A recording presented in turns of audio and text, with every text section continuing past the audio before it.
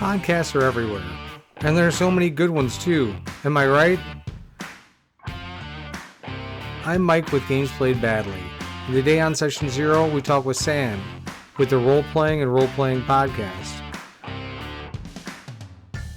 With several members who have never met, and using his own homebrew world, what does it take to make this group work? Our interview starts now.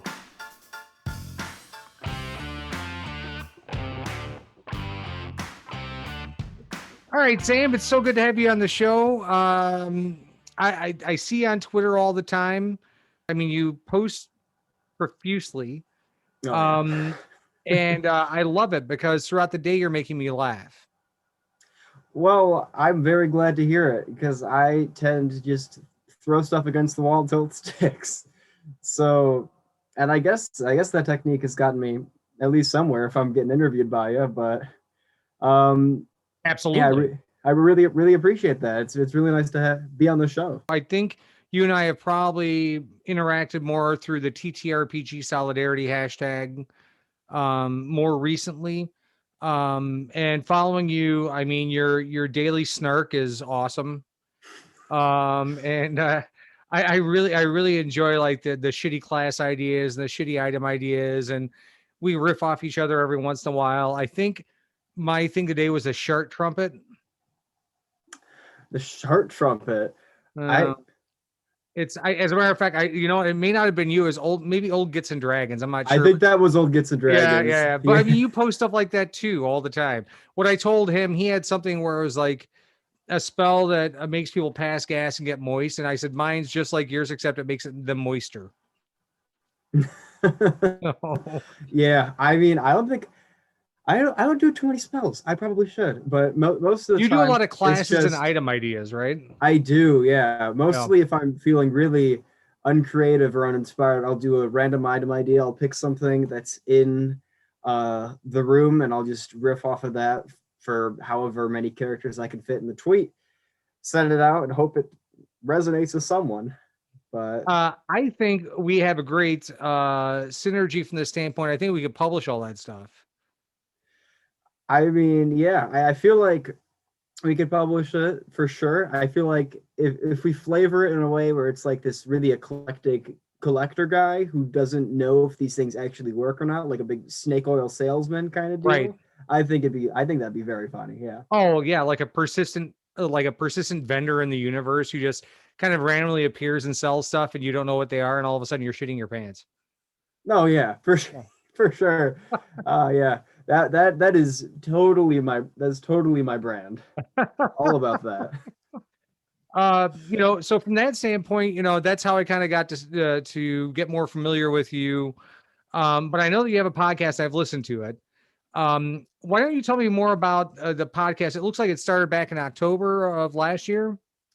Yeah, so Roleplaying and Rollplaying, or this specific arc is called the Ring Bear Chronicles, is about this. It's pretty generic in terms of setup. It's about a group of people who meet in an adventurers guild who have to stop this hugely powerful evil that has divided itself among many things. You might be thinking Lord of the Rings, Harry Potter, but that's where I think we kind of start to deviate, is because we take something that's very cliche and then we throw so many tangents and weird shit on top of it that it's just unrecognizable, or we identify that so pointedly that we hope it's funny.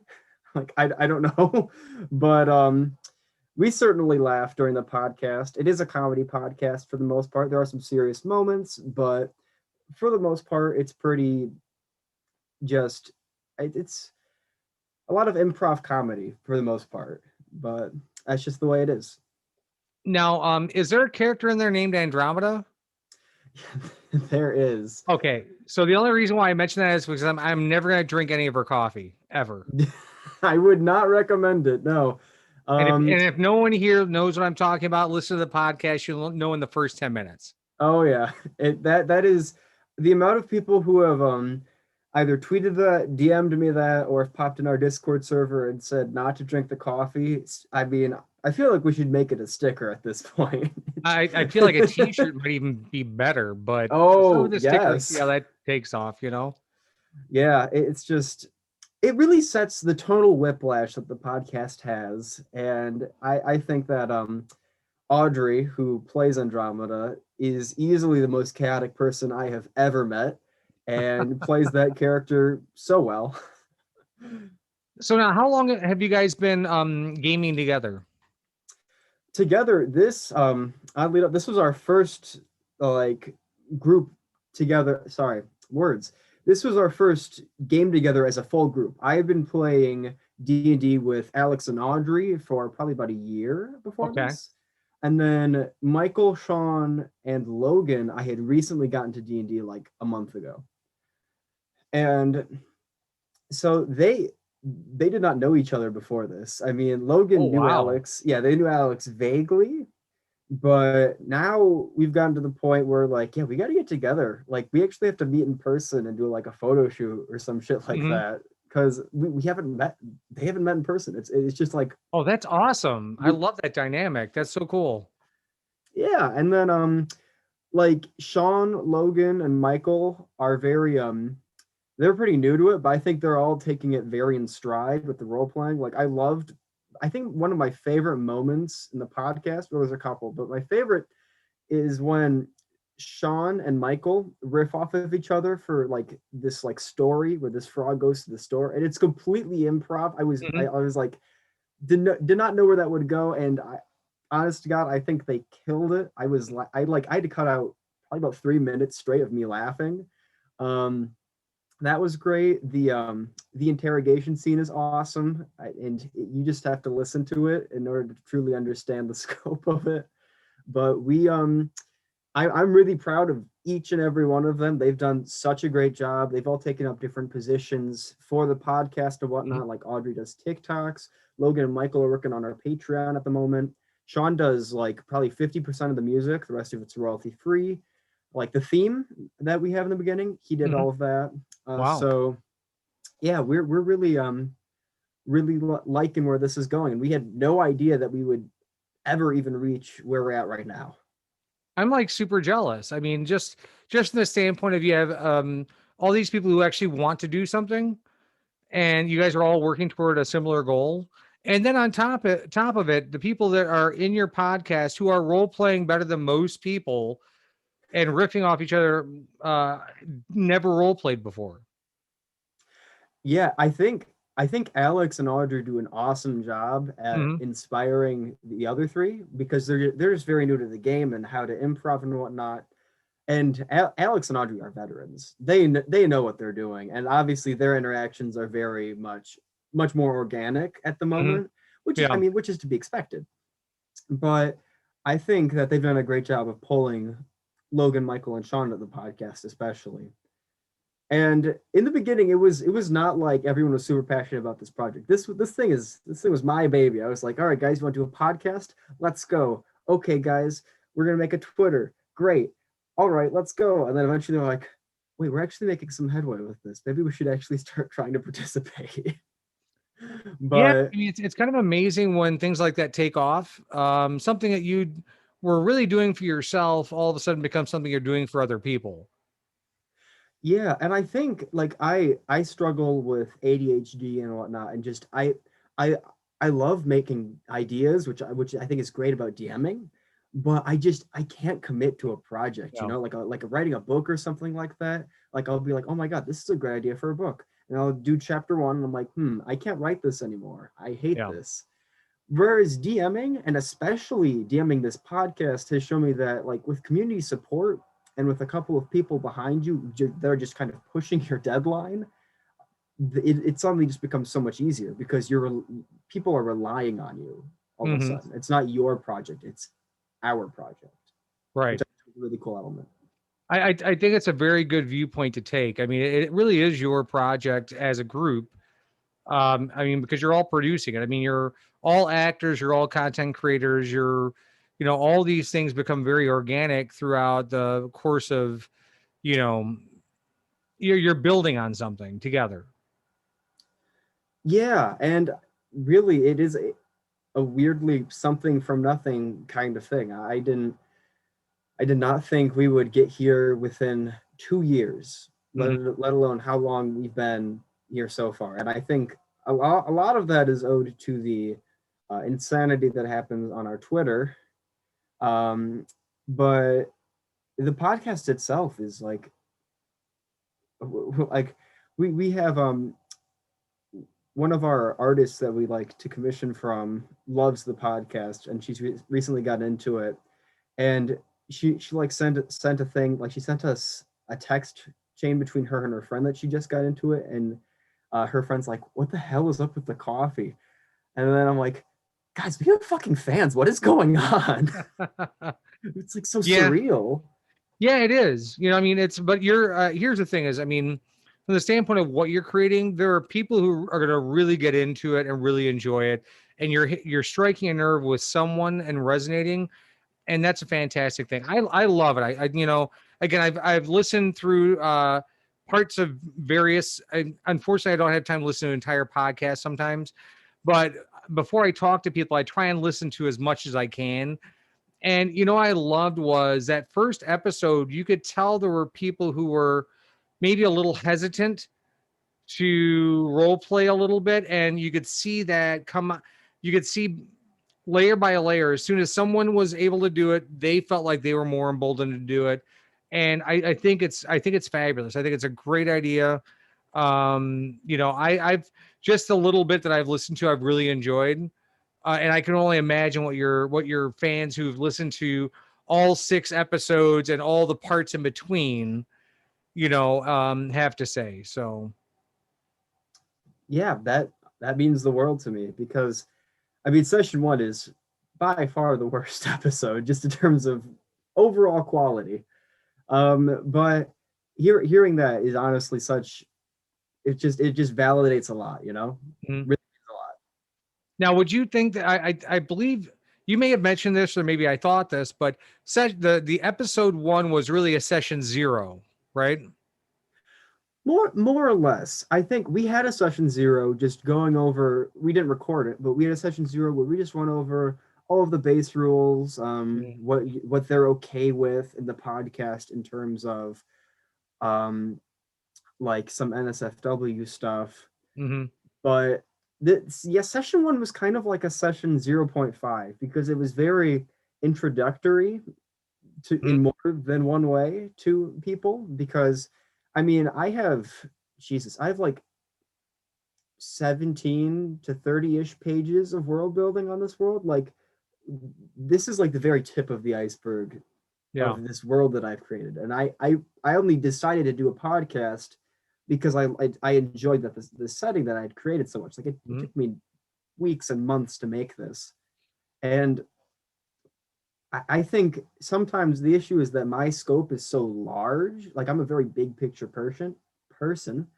And the fact that D&D is so minute in its movements, especially to players, that could be a little tricky. And I think that definitely shows in episode one, because I wanted to get somewhere and the players weren't exactly aware of that. Mm-hmm. But they like, they're all very smart people, and they caught on. Like, by the end of the episode, they knew what was up. And then session two onwards, they got the vibe of the podcast. And I think it's just getting comfortable in those shoes, you know? Like, they hadn't walked in them yet, but as soon as they did, they broke them pretty quick. Yeah, I found it very not to be hyperbolic, but I found it kind of it was a really important moment for me to listen to the players who I assumed some had not played before or some were not as experienced, really jumping into those RPG shoes, and doing it with reckless abandon. Probably a little bit of embarrassment, which I think everyone goes through the first time, but they all committed, and I thought that was great. Yeah, and I mean, that was more than I could possibly ever ask from them, because I mean, I basically approached them saying, "Hey, how would you like for us to have this game in the internet forever with your voices in it. And I mean, that might not sound too intimidating, but like there is such a weird fear of hearing your own voice in a recording, especially if you're doing it when you're trying to act. And for someone who's never done that before, it's like that is a huge leap to take.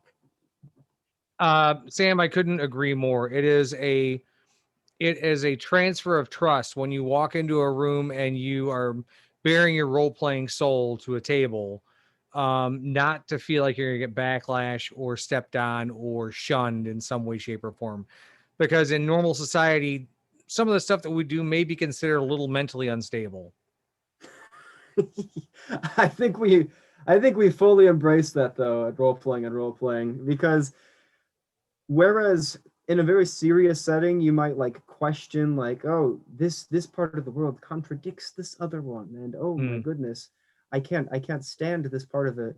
Whereas we're like, but it's magic. Ooh, the contradictions don't exist because we are a comedy podcast and we're here to make you laugh and not yeah. question the objective nature of our world building.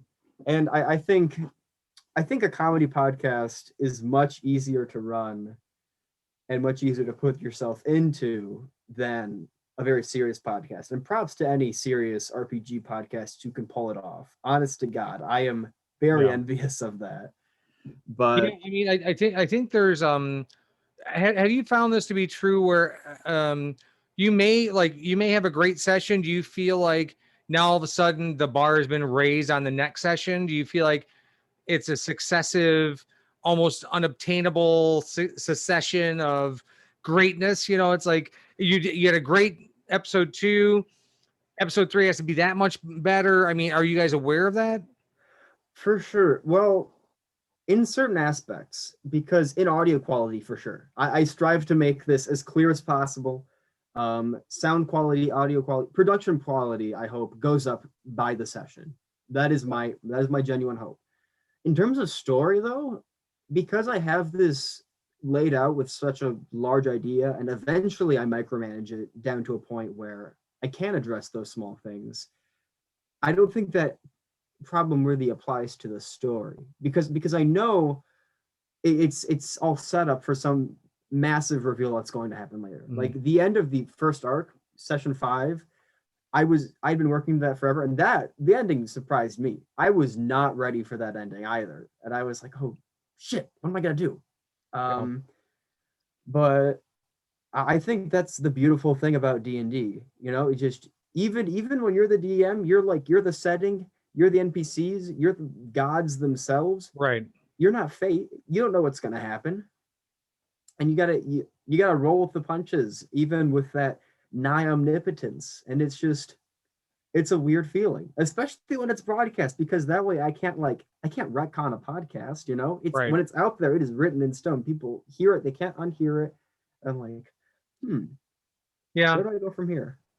I mean, it is tough. I mean, and I think to that point of being the DM, you obviously are a player, but you're multiple players.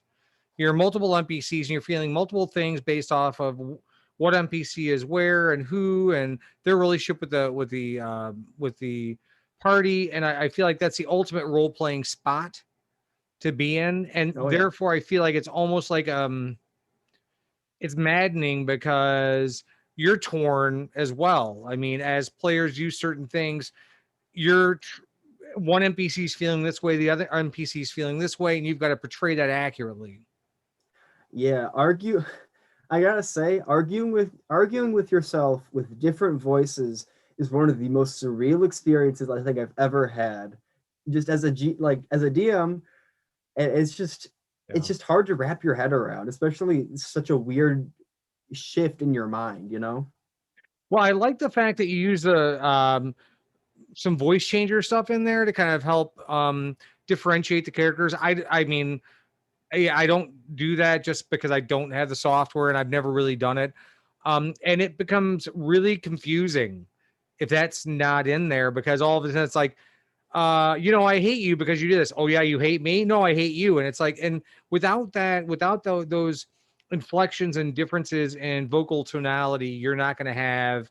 It's going to be absolutely maddening. Absolutely maddening. Oh yeah. And I mean, I tend to do the deeper voices with Audacity, Mm-hmm. simply because I'm a tenor. I could do very high pitched voices. I Right, can hit the right. high note in Bohemian Rhapsody if I hit myself in the balls. but I can't go that low. And that's a weakness that I'm well aware of.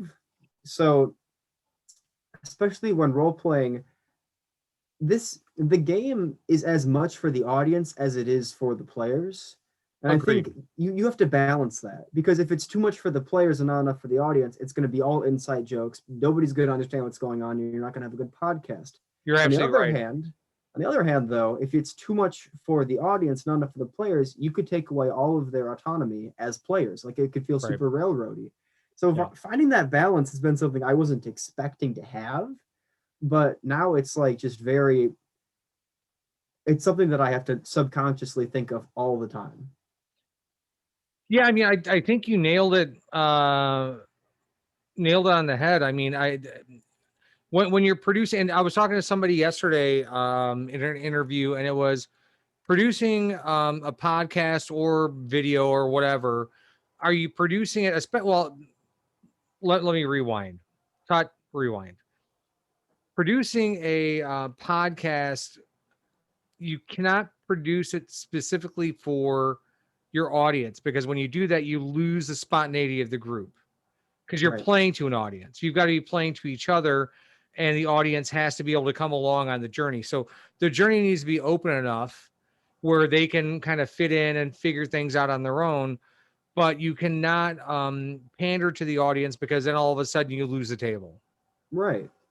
It's like it's that razor thin edge between like a talk podcast and a radio drama. Yeah. That is the true balancing point of an actual play podcast. Mhm. Because then everyone gets something. And it's very hard, because there are times where I will cut something out of the podcast because it's either an inside joke, or I'm Mhm. like, nobody's going to find that at all engaging, whether I say it, whether another player says it, and it just completely takes away from the flow of the story, right? Mhm. On the other hand, sometimes I will keep tangents in, because the tone shift might be welcome, because I might have said something really, really dark, and Mhm. like, we're a comedy podcast. This isn't really super on brand. So So it's now, just, you guys have mentioned that you guys officially met yet, or I have met everyone in person. I've known Alex and Logan for about 12 years each at this point. Mhm. Just childhood friends. Mhm. Sean, I've known forever. Michael, I've known forever. Audrey and Alex are dating, so I've known her ever since they got together. So Alex and Audrey have not met Logan, Michael, and Sean. I went to Okay, school with Logan, Michael, and Sean. I went to high school okay, with all of them. okay. But that That's a those big reveal. Yeah, those two groups of people have not met before, and it's going to be a wild time when they do. I've I have no idea what's going to happen. We have not quite the same, but we have a the group that I DM for is split between here and Iowa. So my Mm, husband and I play here, and then our friends Jeff and Sue play in Iowa, and then their daughter and her husband are in Minnesota. So we all have all played remotely most of the time. We're actually going up to Iowa next week, and we're actually going to do a table game, for the first ooh, time in a while. So I get it. I mean, I understand that aspect of being separated and being able to riff off someone and role play off someone you've never met before is an amazing thing.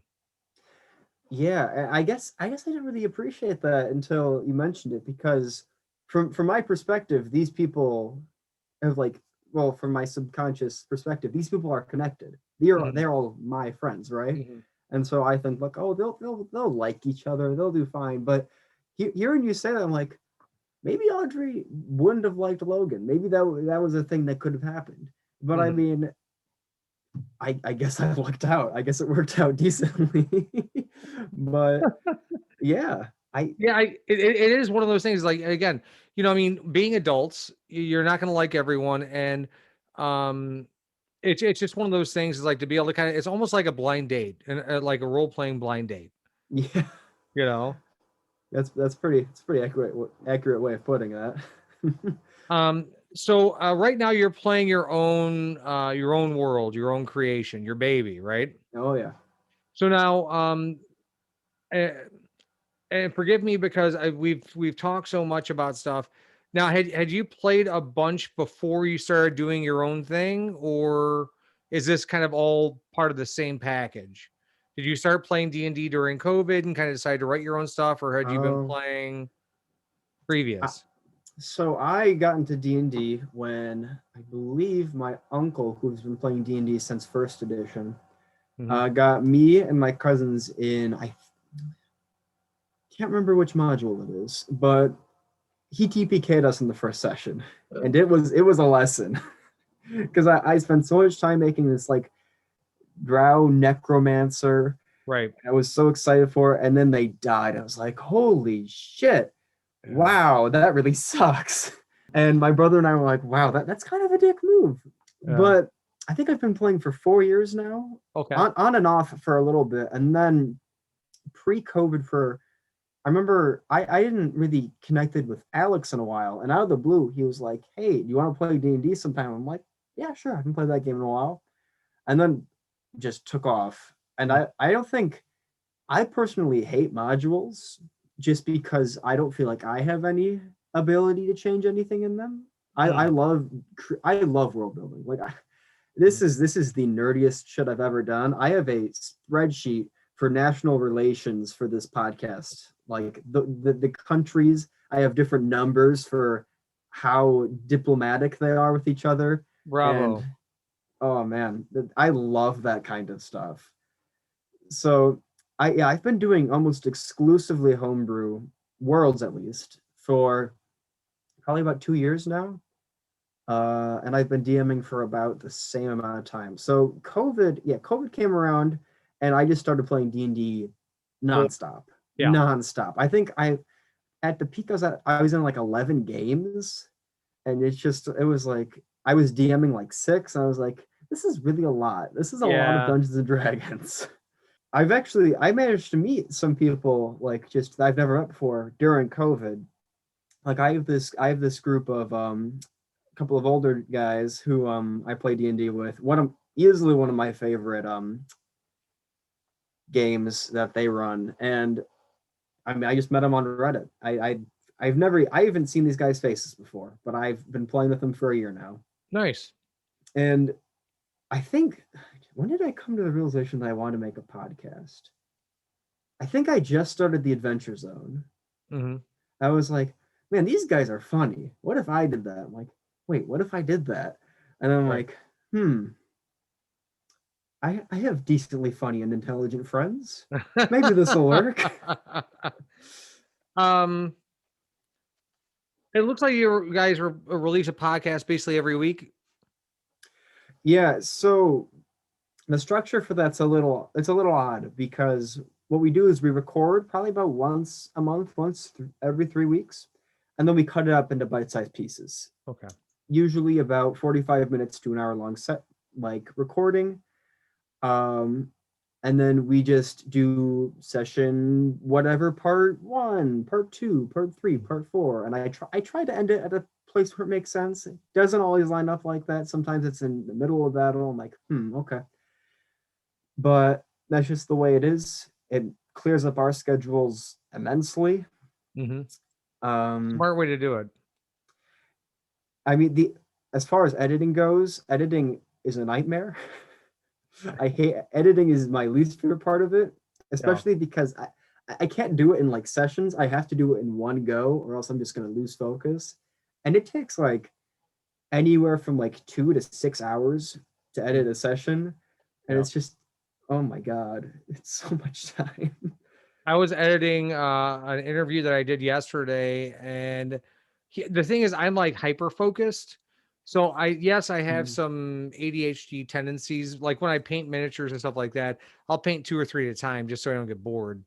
But when it comes to like editing and stuff like that, I'm hyper focused, and so I'll lose 6 hours and like that, and realize I've been sitting here tinkering with just this one little key frame that I've not been able to get right for 6 hours, and all of a sudden my husband's like, are you gonna come out today and play? Like, what are you doing? So Yeah, I'm very envious of that because I'll be like, ooh, shiny Twitter notification. And then suddenly I'm not editing anymore. Then I'll head back and I'm like, God damn it, I have 45 minutes left to edit. That means it's like 3 hours, and then it like compounds, and then I have to find like the right music to put in the right moments. And it's like that was something I found very interesting, because I mean, you guys are obviously using music in your podcasts. Um, how are you selecting some of that stuff? Is there someone creating that for you as well, or are you just getting some DRM free stuff? Or so we have some royalty free music that we've used. What's it called? One Man Symphony. uh-huh. I don't know if you've heard of them, but they do some really awesome, especially like synth, Mm-hmm. royalty free music, like 200 plus songs for free. Mm-hmm. Amazing. And then Sean has been working. He's been working his ass off. He's got like a light theme and a dark theme for every character at this point. Huh. So we try to use that a little bit in motifs. Like there's a very specific scene for Audrey in one of the later episodes where we use her dark theme because it goes through her backstory. Mm-hmm.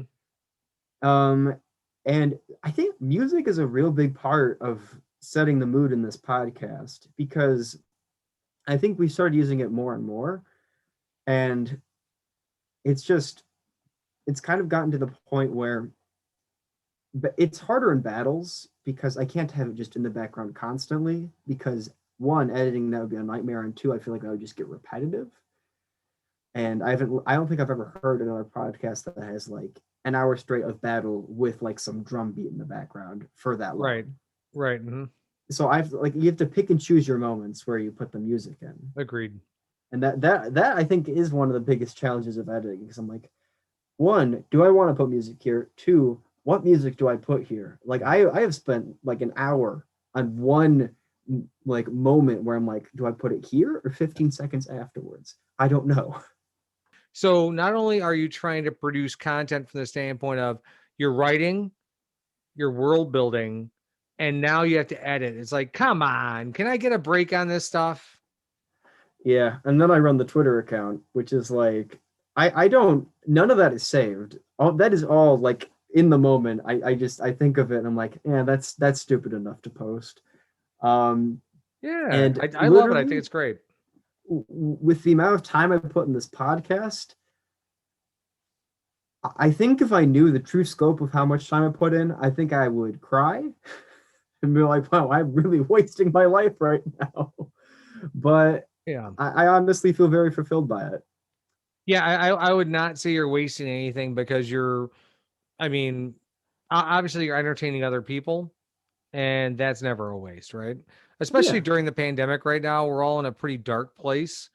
And to have an outlet where you can laugh and direct your emotions and listen to something else, I mean, you're fulfilling a service in my book. Oh, well, thank you. I think D&D has been the perfect thing for the pandemic because it allows you to project yourself in probably a helpless state at the moment into someone who can shoot fireballs and solve actual problems. And it feels so liberating, Like you feel like you can do something. I And agree. I think you hit the nail on the head again. I have one last thing that I do with all of my guests. I do a speed round. alrighty. And so the speed round is basically, I'm going to say something, you're going to respond to it, do it as quickly as you can without much thought. And then if you want to expound on it afterwards, that's fine. But the first thing out of your mouth is what I'm going to go with. Okay. Chicago versus Detroit pizza. Detroit. Really? Yes. Oh, young Padawan, you have much to learn. No, no, no. Oh, Detroit, you get that you get Jets, get like that little Caesars. Oh my God. And then they got I can't even Well, don't get me wrong, I love Chicago deep dish. I love the core like the crust on it, but nothing will ever compare for me to a Detroit deep dish. The 8 corner, untouchable. the one thing I will tell you that Detroit has this on spades is a corned beef sandwich. Oh yeah, Reuben is my favorite food. Oh yeah, I love a yeah. Reuben sandwich. Oh my God. Next question. What's your favorite sci-fi movie?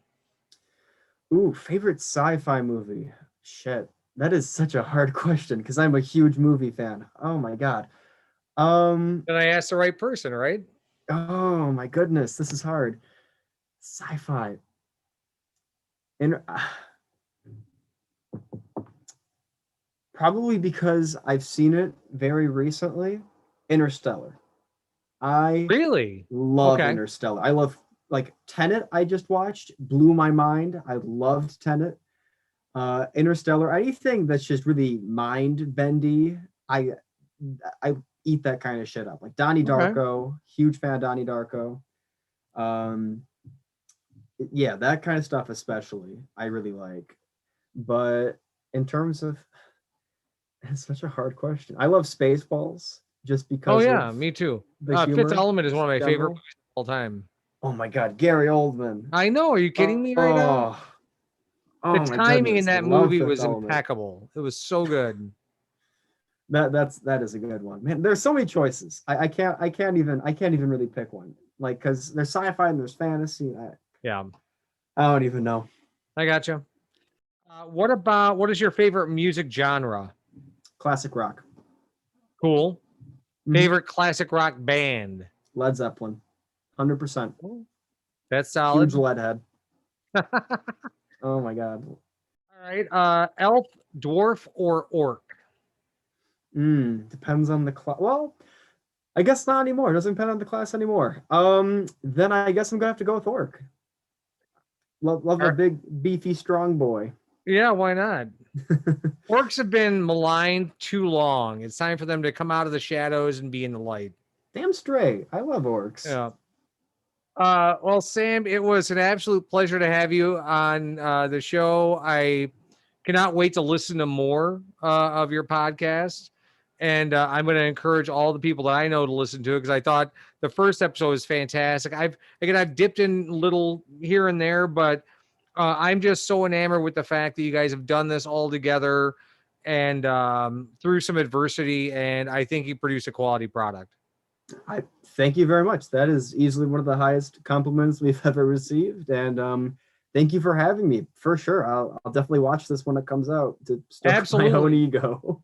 And well, I mean, I'll check back in with you every couple months, and we'll do a little thing. Maybe we'll do a cast thing where we all get everybody on, one Zoom call and just kind of go back and forth and talk about the show. That would be awesome. I'm sure Yeah, everyone would love that. yeah, that's fantastic. And you're coming to Chicago, so I expect for you to send me a message when you get here, so I can take you out for a real piece of pizza. All right. All right. We'll see about that one. All right, Sam. Thank you again. Have a great night, and I'll talk to you soon. All right. Yeah. Same here.